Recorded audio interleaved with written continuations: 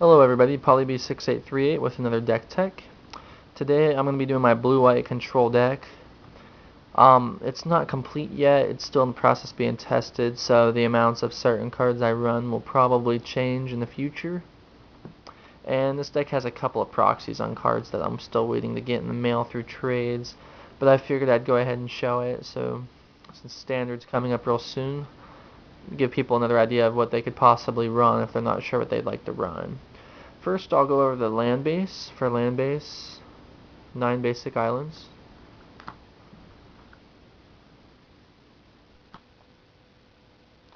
I run 2 Cavern of Souls.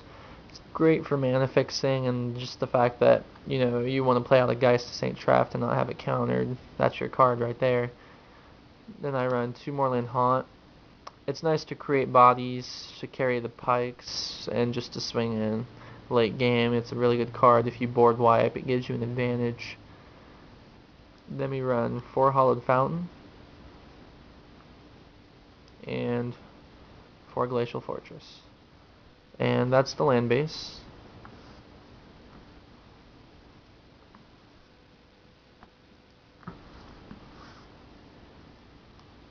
Next, I'm going to go over non-creature spells.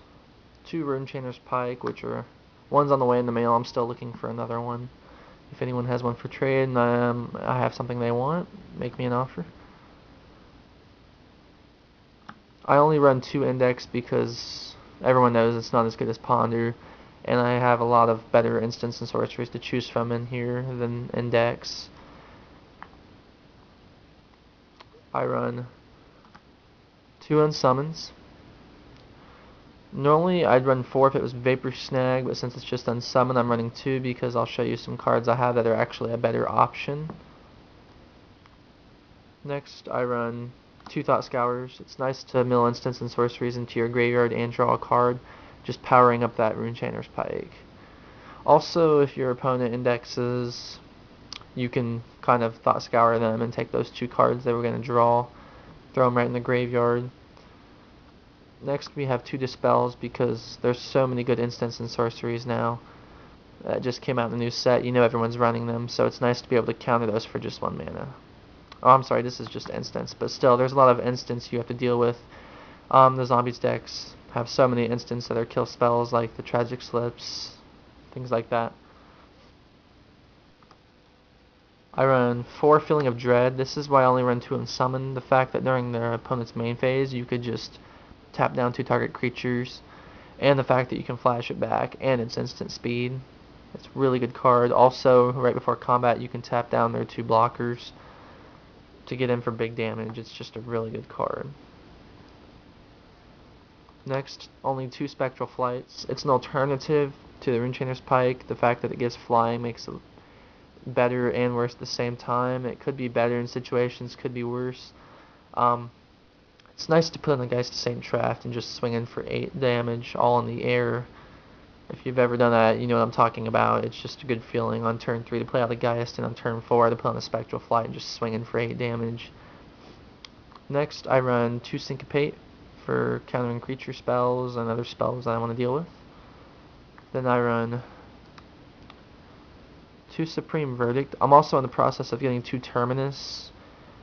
I might run maybe 2 Terminus, 1 Supreme Verdict, vice versa against zombies, change that around, run 1 Supreme Verdict against zombies, 2 Terminus, and against other matchups I might want to run 2 Supreme Verdict and 1 Terminus. It just depends on what kind of deck you're playing. And the final instant or sorcery is Temporal Mastery. This card is amazing in Delver Pike decks especially. Turn 1 you play out a Delver, turn 2 nothing goes on, but turn 3 you miracle this, flipping a Delver and taking an extra turn, so that's 6 damage in the air immediately with those 2 turns. It's also nice mana ramp when you look at it, right, for the Delver decks. That extra turn, just the ability to put out an extra land, do extra things, not have to worry about keeping mana open for counter spells since you have another turn coming up. It's just a really good card. Next, I'm going to go over the creature base.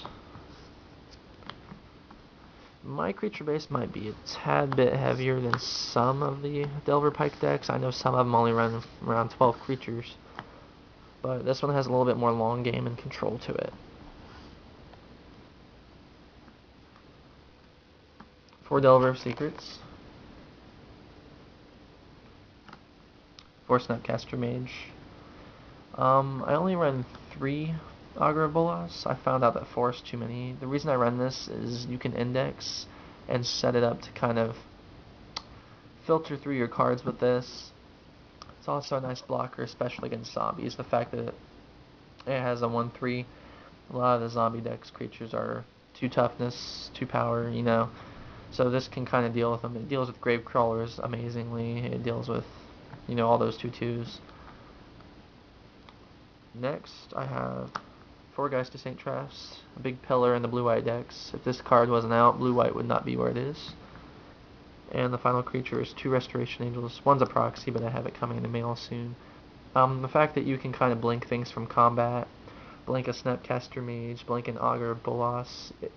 Every card in this deck, other than the Delvers, is basically a target for this. I can attack with this, you block it with your 2/2, bring this out to blink it, and the 4/4 Angel still hits. I can blink this to kind of sift through my deck and look for another instant sorcery, or blink this to flash back another instant sorcery. So there's so much value you can get off this. And the fact that it's a 3/4 flyer, you know, you throw a Pike on that afterwards, it's just crazy damage. So let me know what you guys think, and if you think I should run more or less of a certain card, or any other cards you can think of that I should be running. And thanks guys, like it up.